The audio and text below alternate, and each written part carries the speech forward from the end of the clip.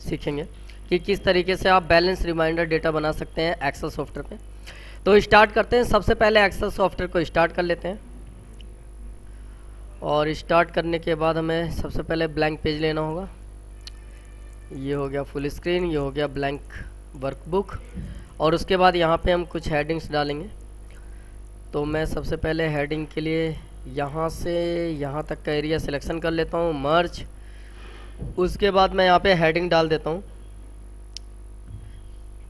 How to make balance reminder in Excel.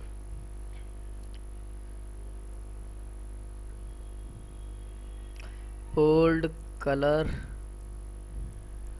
Okay. उसके बाद क्या करना है, उसके बाद यहाँ पे सब हेडिंग बनाएंगे। तो मैंने 7 से यहाँ से ले लिया। सबसे पहले हम लिखते हैं सीरियल नंबर, उसके बाद यहाँ पे कस्टमर नेम, उसके बाद कॉन्टैक्ट्स, उसके बाद बिल नंबर, उसके बाद आइटम्स, उसके बाद यहाँ पे यूनिट्स, उसके बाद क्वांटिटी, उसके बाद पीपीए, उसके बाद प्राइस, उसके बाद रिसीव्ड अमाउंट, उसके बाद ड्यू बैलेंस, उसके बाद ड्यू डेट।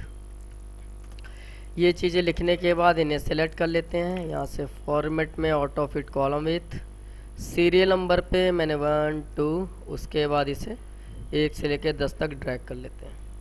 कस्टमर नेम में मैंने कस्टमर का नाम डाल दिया, सपोजेड मैंने यहाँ पे डाल दिया संदीप कुमार, सुधीर, मोहन, आशीष शर्मा, राजा वर्मा, सचिन पुंडिर, पंकज चौहान, CHAUHAN, उसके बाद संतोष तिवारी, राजेश शर्मा, दीपक कुमार और धीरज त्यागी। तो ये हो गया हमारे कस्टमर के नेम। कॉन्टैक्ट नंबर में डालता हूँ 1 2 3 4 5 6 7 8 9 10, 1 2 3 4 5 6 7 8 9 10, 1 2 3 4 5 6 7 8 9 10। और इन्हीं को मैं कॉपी पेस्ट कर लेता हूँ, थोड़ा सा जल्दी हो जाएगा, नहीं तो टाइम लगेगा। इस तरीके से मैंने कॉपी पेस्ट कर लिया। मैंने यहाँ से सिलेक्शन करा डिलीट। यहाँ पे बिल नंबर डालना है, तो बिल नंबर डालने के लिए मैंने यहाँ पे डाल दिया 78601 कर देते, 78601। और इसी तरह से मैं यहाँ पे लिखता हूँ 002। और उसके बाद मैं इसे ड्रैग कर लेता हूँ। तो ये हमारे बिल नंबर हो गए। आइटम्स में मैंने यहाँ पे डाल दिया सपोजेड आइटम्स, ITEMS, आइटम 01। और इसी तरीके से मैं इसे ड्रैग कर लेता हूँ नीचे तक। और उसके बाद यूनिट आता है, मैंने पीस लिखा और पीस को ही मैं ड्रैग कर लेता हूँ। ऐसे ही क्वांटिटी यहाँ पे आती है कि कितना कितना पीस ख़रीदा गया है या बेचा गया है। तो यहाँ पे मैं रिसीव्ड का बना रहा हूँ, तो इसका मतलब बेचा गया है। तो मैंने यहाँ पे पीसेज डाल दिया कि 25, 45, 55, 66, 85, 75, 45, 62, 51, 68 ऐसे। और पर पीस अमाउंट का मतलब है कि एक पीस का कितना प्राइस था। तो मैंने यहाँ पर डाला कि 2500 रुपये, 2500 रुपये एक पीस का पीस था। और एक पीस का जो रेट है वो मैंने यहाँ तक डाल दिया। अब प्राइस की बारी आती है। तो प्राइस निकालने के लिए क्या करेंगे, हम इक्वल का बटन दबाएंगे। इक्वल का बटन दबाने के बाद क्वांटिटी पे क्लिक करेंगे। उसके बाद मल्टीप्लाई लगाएंगे और पीपीए पे क्लिक करके जैसे ही आप एंटर प्रेस करेंगे तो ये डेटा प्राइस निकल जाएगा। एक बार दोबारा ट्राई करते हैं, equal unit quantity multiply PPA enter, और इन सभी को सिलेक्ट करके नीचे की ओर ड्रैग करेंगे तो सारे जो प्राइजेज हैं वो निकल जाएंगे। अब यहाँ पे लिखा है रिसीव्ड अमाउंट, कितना अमाउंट रिसीव कर चुके हैं आप, तो मैंने यहाँ डाल दिया 30,000, यहाँ मैंने डाल दिया 80,000 सपोज डैट, यहाँ मैंने डाल दिया 50,000, यहाँ पे मैंने डाल दिया सपोज डैट 70,000, यहाँ मैंने डाल दिया सपोज डैट 60,000। और इन्हीं चीज़ों को मैं कॉपी पेस्ट कर लेता हूँ फ़िलहाल में। ऐसे मैंने कॉपी पेस्ट कर लिया। उसके बाद ड्यू बैलेंस आता है।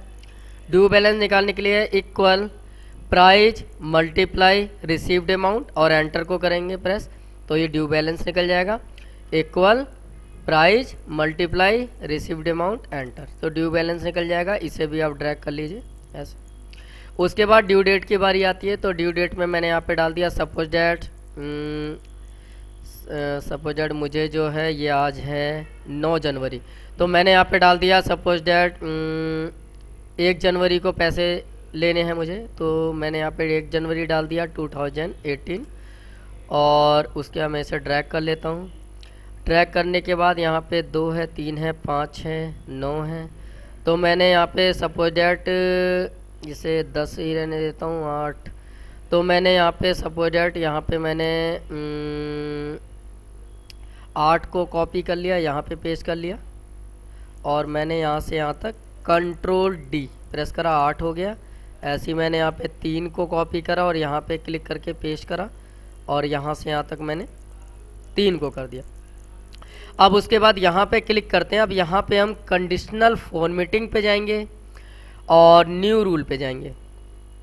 न्यू रूल पे जाने के बाद हम क्या करेंगे, यहाँ पे हम सबसे जो लास्ट में है use a formula determined which cell to format, इस वाले ऑप्शन पे क्लिक करेंगे।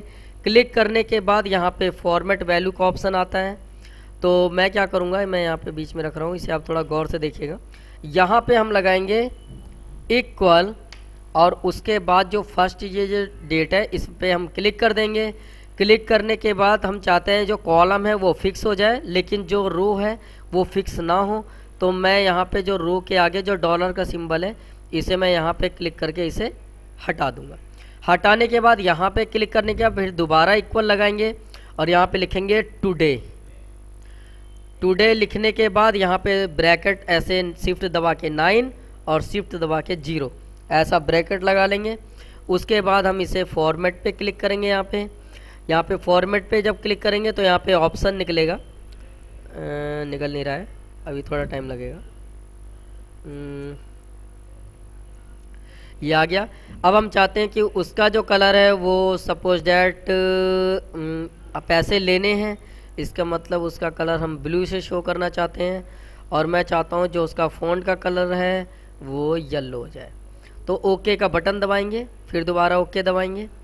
अब हम इसी पे क्लिक करने के बाद हम चाहते हैं हमें मैनेज में जाना है, मैनेज रूल पे, और यहाँ पे जो अप्लाई टू है वो एक सेल के लिए है, तो मैं ये जो अप्लाई टू वाला है ये ऑप्शन मैं इसे कर दूंगा डिलीट, और उसके बाद अप्लाई टू पे क्लिक करेंगे और पूरे के पूरे डेट वाला एरिया सेलेक्ट कर लेंगे। उसके बाद इस पर दोबारा क्लिक करके ओके का, या तो अप्लाई करके ओके कर लीजिए या डायरेक्ट ओके कर लीजिए। तो देखिए 9 तारीख को इसने हाईलाइट कर दिया, मतलब 9 तारीख है और आज की डेट है, मतलब जब भी वो ड्यू डेट आपके पास में आएगा, उस टुडे वाले दिन आएगा तो वो हाईलाइट हो जाएगा 9 है।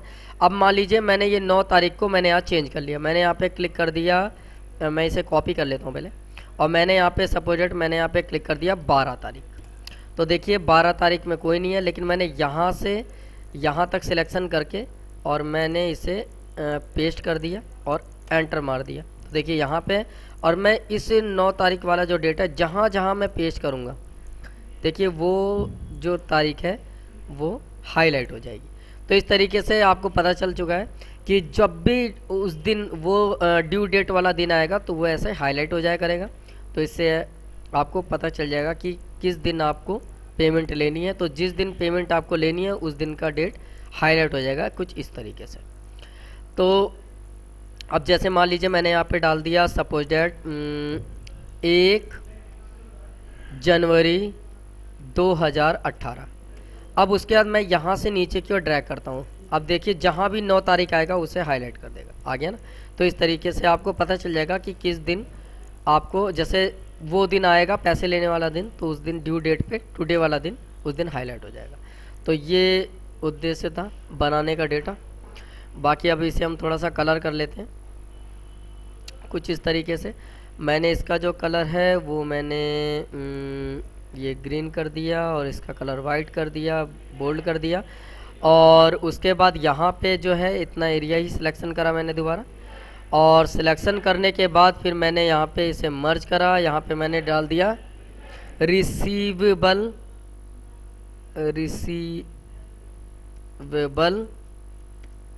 Balance, BALANCE, receivable balance reminder.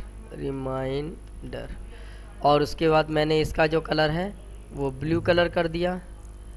इन दोनों में ही कर देते हैं मर्ज, और सेंटर ब्लू, वाइट और बोल्ड और साइज बड़ा। तो ये हमारा रिसीवेबल बैलेंस रिमाइंडर बन गया है।